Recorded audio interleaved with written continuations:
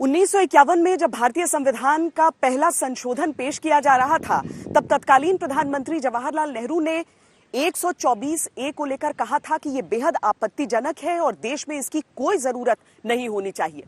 लेकिन त्रासदी देखिए कि 70 के दशक में इंदिरा गांधी के शासनकाल में ही सेडिशन को एक गैर जमानती अपराध माना गया, यानी कि बगैर किसी वारंट के गिरफ्तारियां हो सकती थी। आजादी के बाद से सरकारें बदलती रही, लेकिन यह धारा जस की तस रही।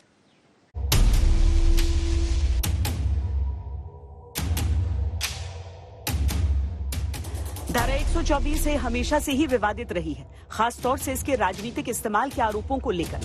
लेकिन अदालतों ने कानून का गलत इस्तेमाल होने से रोकने के लिए हमेशा जोर दिया। इस धारा के इस्तेमाल को लेकर समय समय पर अदालतें और लॉ कमीशन एडवाइजरी जारी करते रहे। लॉ कमीशन ने 2018 में ऐसी ही एक एडवाइजरी जारी की थी, जिसमें कहा गया था कि धारा 124A सिर्फ उन मामलों में लागू होना चाहिए जहां किसी भी कार्य के पीछे की मंशा हिंसा और अवैध साधनों से सरकार को उखाड़ फेंकने की है। अभिव्यक्ति की स्वतंत्रता के अधिकार के हर गैर जिम्मेदार इस्तेमाल को राजद्रोह नहीं कहा जा सकता। सरकारी नीतियों से मेल न खाने वाले विचार व्यक्त करने के लिए किसी व्यक्ति पर राजद्रोह की धारा के तहत आरोप नहीं लगाया जाना चाहिए। देश या उसके किसी विशेष पहलू पर केवल अपशब्द कह देना देशद्रोह नहीं माना जा सकता।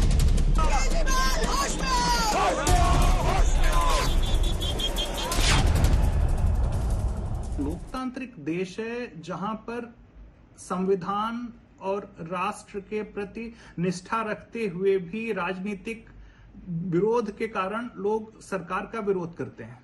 तो जो 124A है वो government established by the law of land, उसके प्रति विरोध दिखाने या डिसलॉयलिटी दिखाने के लिए लागू हो जाता है। सरकारें हर 5 साल बाद परिवर्तित हो जाती हैं। इस प्रकार से अगर उसका क्रिटिसिज्म होता है, स्ट्रांग क्रिटिसिज्म होता है, ऐसी स्थिति में इस कानून को लागू नहीं किया जाना चाहिए। देखिए, मैं मानता हूं कि हमें नागरिक होने के कारण हमारी घटने ने हमें कोई मूलभूत अधिकार दिए हैं, जिसमें भाषण स्वातंत्र है, जिसमें लेखन स्वातंत्र है। अगर किसी व्यक्ति, क्योंकि ये जो राजद्रोह का गुना इस तरह से ड्राफ्ट किया गया है, जिसके आधार पर अगर सरकार को लगा कि ये व्यक्ति अपने खिलाफ पॉलिटिकल जंग कर सकती है, तो उसके दबोचने के लिए कई सरकारों ने गलत इसका इस्तेमाल किया।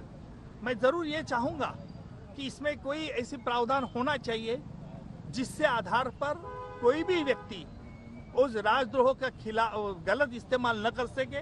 इसीलिए पिनल प्रोविजन की बहुत सख्त जरूरी है, ऐसे मुझे लगता है। राजद्रोह पर 1962 में सुप्रीम कोर्ट ने भी एक ऐतिहासिक फैसला सुनाया था। केदारनाथ सिंह बनाम बिहार सरकार केस में सुप्रीम कोर्ट ने वैसे तो इस धारा को बनाए रखा, लेकिन इस धारा की सीमा तय कर दी थी। कोर्ट ने साफ कर दिया था कि सिर्फ सरकार की आलोचना करना राजद्रोह नहीं माना जा सकता। सुप्रीम कोर्ट की संविधान पीठ ने आज से 60 वर्ष पहले केदारनाथ सिंह बनाम बिहार राज्य में 124A के प्राविधानों को संविधान सम्मत तो माना था, किंतु उसके स्कोप को सीमित कर दिया था, लिमिटेड कर दिया था। 60 साल में जो फंडामेंटल राइट्स हैं, उनका जो जूरिस्प्रूडेंस है, तमाम सारे सुप्रीम कोर्ट के जजमेंट्स के कारण और जो देश में जागरूकता आ रही है उसके कारण से परिवर्तित हुआ है। इसलिए इसको पुनश्च देखे जाने की, इसका जुडिशियल रिव्यू करने की और आवश्यकता पड़े तो इसको समाप्त करने की भी आवश्यकता है। वैसे देशद्रोह और राजद्रोह को लेकर अक्सर असमंजस की स्थिति रहती है। देशद्रोह किसे कहते हैं, राजद्रोह किसे कहते हैं? कौन सा अपराध राजद्रोह की श्रेणी में आता है, कौन सा देशद्रोह में? आखिर 1870 में बना राजद्रोह कानून है क्या? क्या देशद्रोह का कानून राजद्रोह से अलग है, या दोनों कानून एक ही सिक्के के दो पहलू? अमूमन राजद्रोह और देशद्रोह को लोग एक ही मान लेते हैं, मगर इनके अर्थ अलग अलग हैं। आम भाषा में समझा जाए तो जब सरकार की मानहानि या अवमानना होती है तो उसे राजद्रोह कहा जाता है, और जब देश की मानहानि या अवमानना होती है तो उसे देशद्रोह कहा जाता है।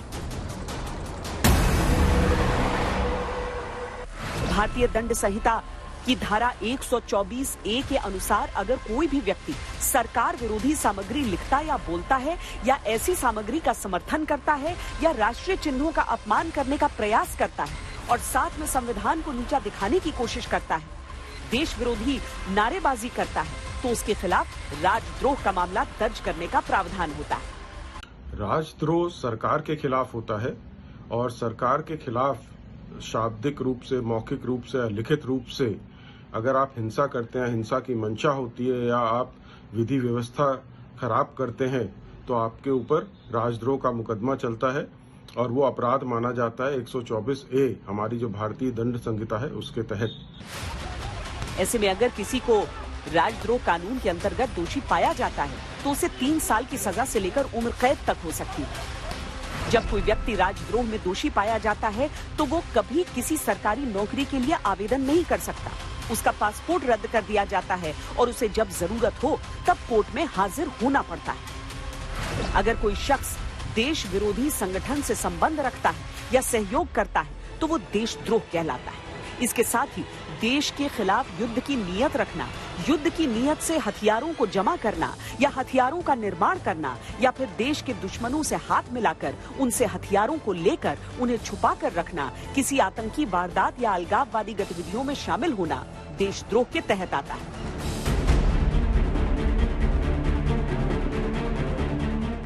आईपीसी की धारा 121 के तहत यदि कोई व्यक्ति देश के खिलाफ होने वाली आतंकी गतिविधियों में शामिल है तो देशद्रोह के अंतर्गत उसे सजा का प्रावधान है। वहीं कोई व्यक्ति अगर देश के खिलाफ युद्ध जैसे हालात पैदा करता है या युद्ध करता है या फिर लोगों को देश के खिलाफ युद्ध के लिए उकसाता है तो उसे उम्र कैद से लेकर फांसी तक की सजा दी जा सकती है।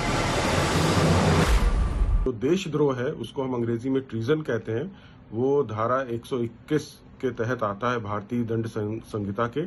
इसमें देश के विरुद्ध अपराध होता है, उसकी सुरक्षा या अखंडता को खतरा पहुंचता है। आपने अगर ऐसा कोई अपराध किया है उसके द्वारा या आपने सरकार देश के खिलाफ आपने कोई युद्ध किया है तो उसको हम देशद्रोह कहते हैं।